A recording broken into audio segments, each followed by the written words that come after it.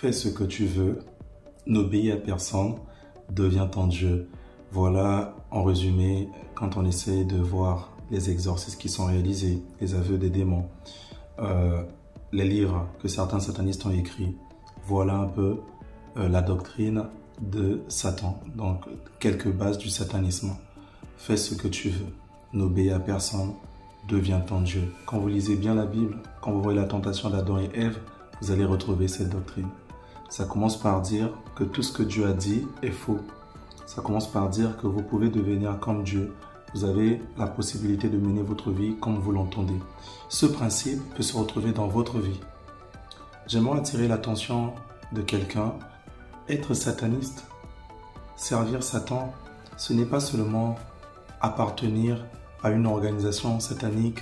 Ce n'est pas seulement être, je ne sais pas, sorcier ou parler aux défunts, parler aux morts, faire des cultes dans les cimetières. Non, c'est peut-être dans votre vie, dans votre entourage, le fait de pouvoir ne jamais obéir à la parole de Dieu, ne jamais entendre les bons conseils, ne jamais respecter l'autorité de Dieu, ne jamais respecter les autorités établies par Dieu et faire de sa vie ce qu'on veut. C'est pour cela que j'aimerais dire à quelqu'un que le plus important pour vous, pour votre vie, n'est pas de pouvoir faire ce que vous voulez. Mais le plus important, c'est lorsque vous vous posez la question d'où je viens, que vous puissiez avoir la réponse de Jésus-Christ.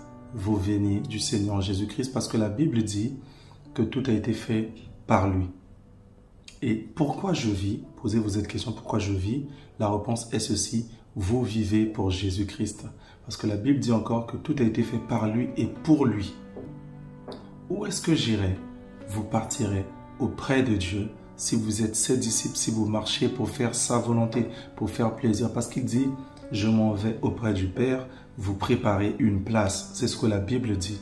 Alors, loin de vous, loin de nous, les habitudes des satanistes.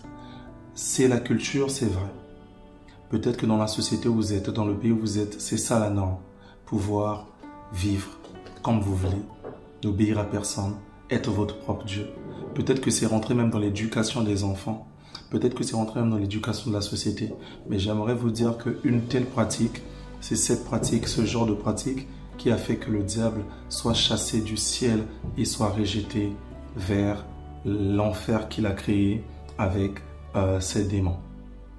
Ce genre de pratiques sur cette terre ne peuvent servir que Satan. J'ai toujours dit que Satan, il sait déjà qu'il sera condamné, mais il ne veut pas aller seul, il ne veut pas être détruit seul et il veut ramener le maximum d'humains vers lui. C'est pour dire à quelqu'un que le plus important de votre vie, comme je l'ai dit tout à l'heure, c'est de pouvoir savoir que vous venez de Jésus-Christ, vous vivez pour Jésus-Christ et vous allez aller rejoindre le Seigneur Jésus-Christ. Si une des trois questions, une des trois réponses plutôt que j'ai données n'est pas claire dans votre vie, essayez de la mettre en pratique, que ce soit la plus claire possible. C'est-à-dire, si vous remarquez que votre vie ne vit pas pour Jésus, arrêtez tout ce que vous faites, vivez dorénavant pour Jésus-Christ. Donc cette courte vidéo a vraiment pour but de dire à quelqu'un, fais attention, ne sers pas le diable.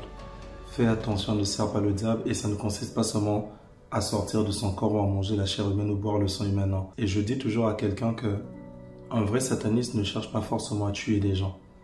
S'il est rassuré que ton âme ira en enfer, il peut te laisser vivre en paix tous les jours, mais il sait qu'il y a quelque chose que tu fais qui fera qu'à la fin des temps, même pas à la fin des temps en fait, dès lors que tu meurs en fait, c'est tout simple, hein, pour aller au ciel ou pour aller en enfer, c'est tout simple. Une fois que tu meurs, toute ta vie t'a servi des principes, t'a servi des valeurs en fait. Une fois que tes yeux se ferment, les esprits qui sont derrière ces principes viennent réclamer leur chair. C'est comme ça qu'on lit dans Jude 9 par exemple, le combat entre plutôt l'archange Michel et Satan sur le corps de Moïse. Allez vous poser la question, pourquoi Satan voulait prendre le corps de Moïse?